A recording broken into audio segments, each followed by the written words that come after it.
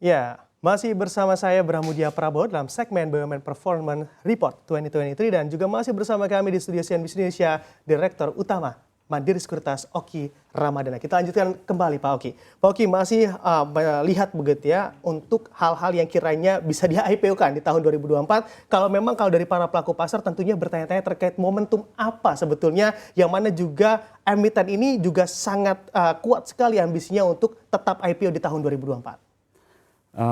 Katalisnya memang pertumbuhan ya, growth. Karena itu yang growth story itu yang memang kita di Indonesia sangat ingin fokuskan, sangat ingin kita dorong.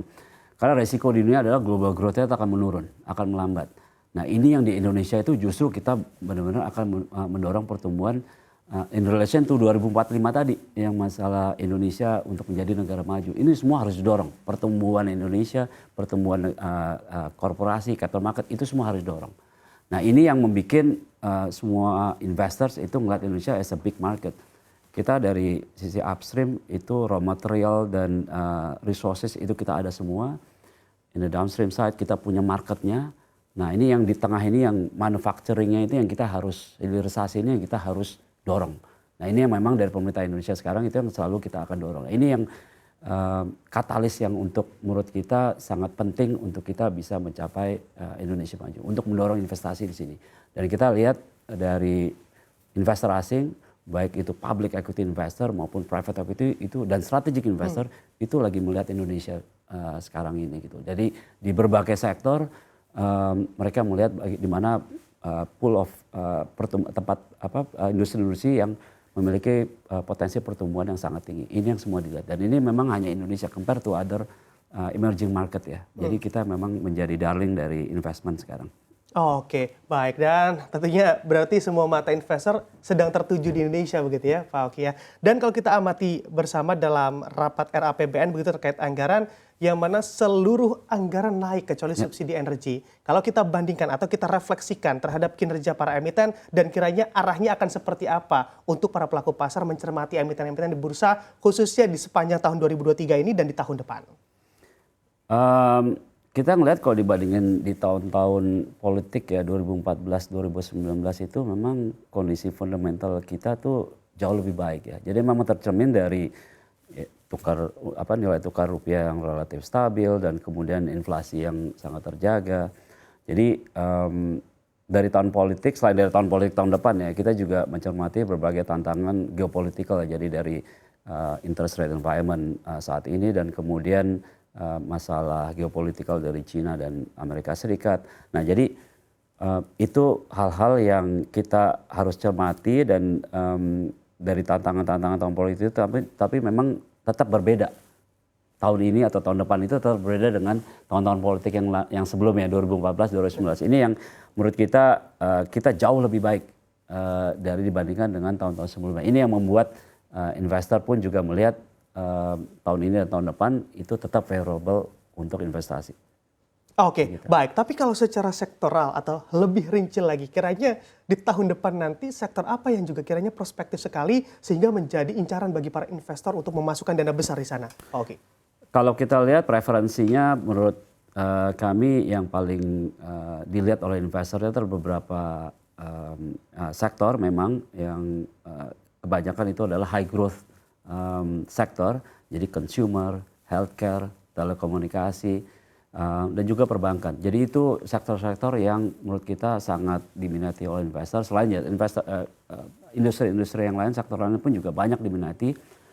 Green economy itu juga menjadi salah satu fokus investor saat ini. Ya, tapi memang back to strong fundamental dan growth story dari masing-masing sektor tersebut gitu ya. Jadi walaupun sektor mining misalnya atau resources yang lain tetap back to strong fundamental dan growth story. Oke, baik. Nah ini sektor-sektor yang tentunya perlu diperhatikan begitu ya bagi para pelaku pasar yang tentunya ingin bagaimana melihat view di tahun 2024 nanti. Nah, Anda kita melihat juga terkait di tengah kondisi global yang terjadi, Anda juga melihat begitu ada sentiment market di sana baik dari global, mayoritasnya dari global untuk mengejar target atau pencapaian kinerja di tahun 2023 ini bagaimana strategi dari Mandiri Sekuritas? Kita merupakan suatu investment bank yang sangat komplit ya. Jadi kita itu memiliki produk dan layanan yang sangat end to end. Kita dari capital market maupun M&A atau merger and acquisition. Di setiap krisis itu kita ada produk dan servisnya. Di saat capital market itu lagi down, kita memiliki M&A services, tim M&A yang sangat siap untuk membantu perusahaan-perusahaan dalam melakukan M&A. Jadi walaupun capital market is down, kita punya bisnis yang lain. Nah ini yang membuat kita menjadi dominan di market. Jadi kita leading with resilience and dominance karena memang terbukti the last 2 years, walaupun pandemi, itu kita record year malah. The last 3 years itu kita record year in terms of profit dan revenue. Itu membuktikan kita sangat resilient dan kita sangat dominan di market, di industri sekuritas ini yang membuat kita bisa membukukan profit atau revenue lebih baik dari yang lain. Oke, baik. Nah, Anda kita mengamati juga secara IPO yang terjadi di tahun 2023 ini begitu ya Pak Oki. Ini juga banyak tentunya emiten-emiten yang melantai di bursa kita di tahun ini. Tapi kalau kita lihat dari pernyataan sejumlah perbankan atau sistem perbankan, nampaknya banyak juga yang melihat kegunaan atau penggalangan dana ini digunakan untuk membayar hutang. Apakah Anda juga melihat point of view tersebut, Pak Oki? Iya, kalau untuk bayar hutang itu sebenarnya tidak apa-apa ya. Tapi memang kalau kita lihat di setiap penggalangan dana, terutama IPO, itu 60-70% itu pasti untuk melakukan investasi, untuk capital expenditure, untuk capex, investasi. Nah itu yang untuk dipakai use of proceeds itu kebanyakan itu. Walaupun sebagian 10-20% bisa untuk working capital ataupun untuk pembayaran hutang. Jadi itu sih sebenarnya masih common tapi memang kalau saya lihat dari beberapa IPO belakangan ini itu semua mostly untuk pertumbuhan, untuk growth, untuk capex.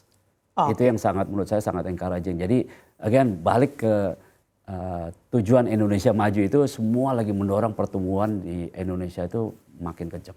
Oke, baik. Dengan tentunya digunakan untuk membayar hutang begitu ya Pak Oki ya. Apakah memang untuk bisnis penjaminan sendiri di tahun 2024 nanti untuk Mansek juga akan sedikit terkendala?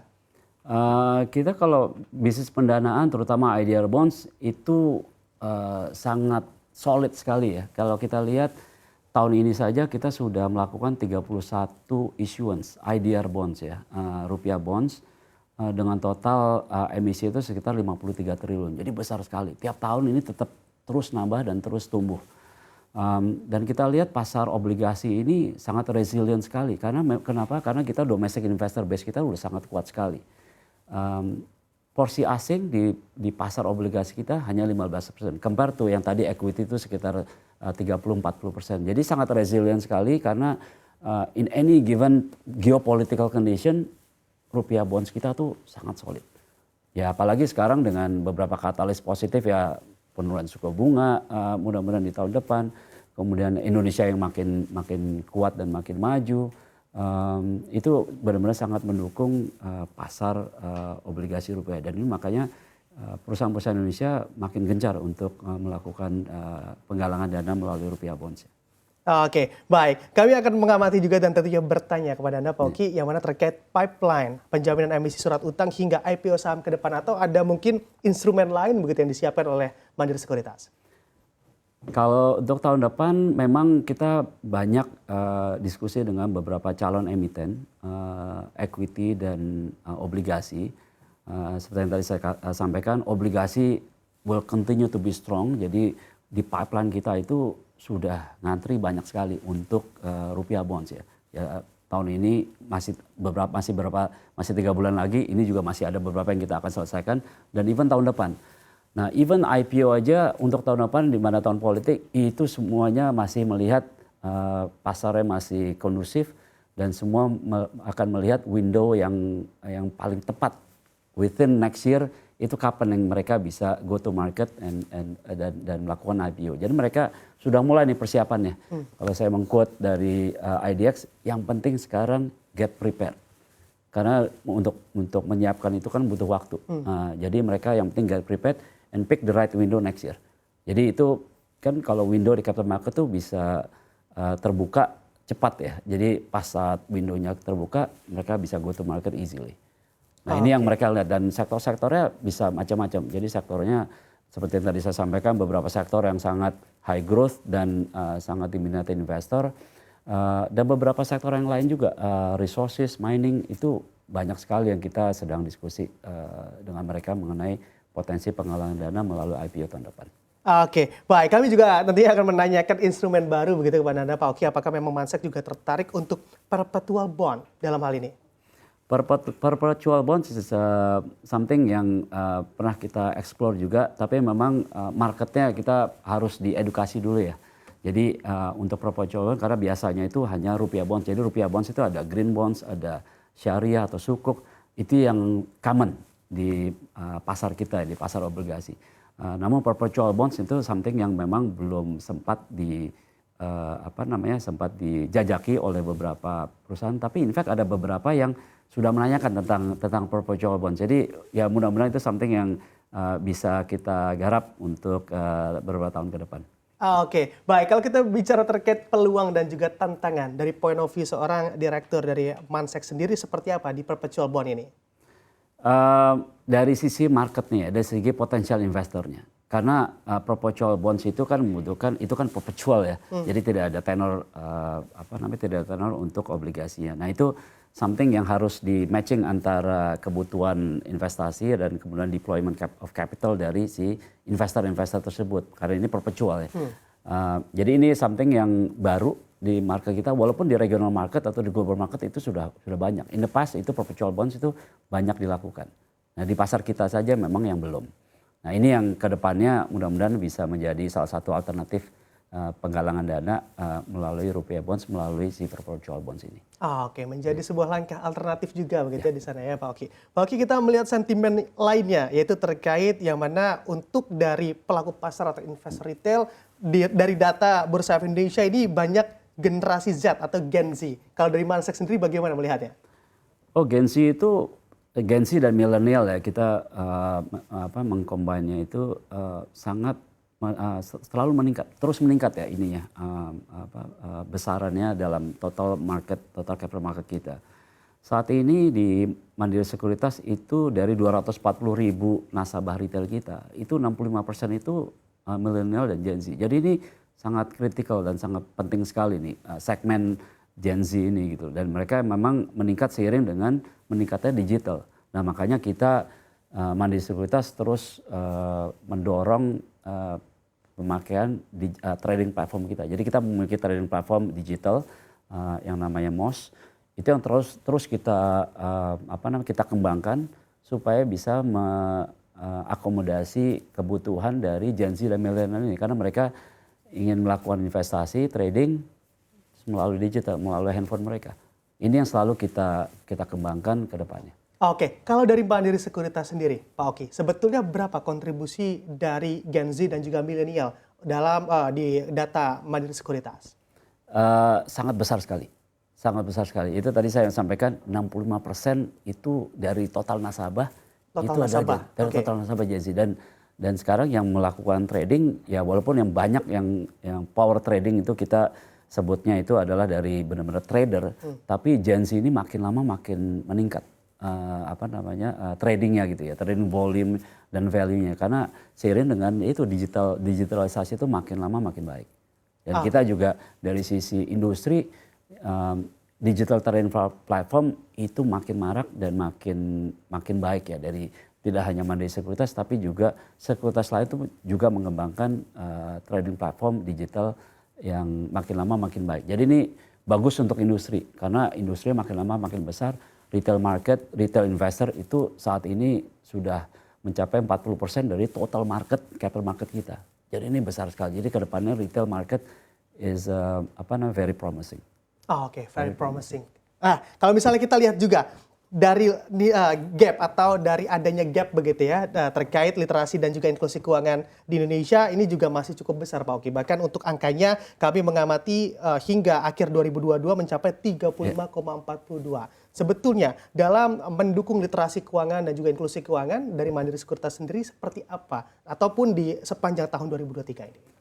Kita di Mandiri Sekuritas itu selalu memasukkan literasi keuangan itu sebagai as part of our business plan. Jadi setiap tahun itu kita selalu ada.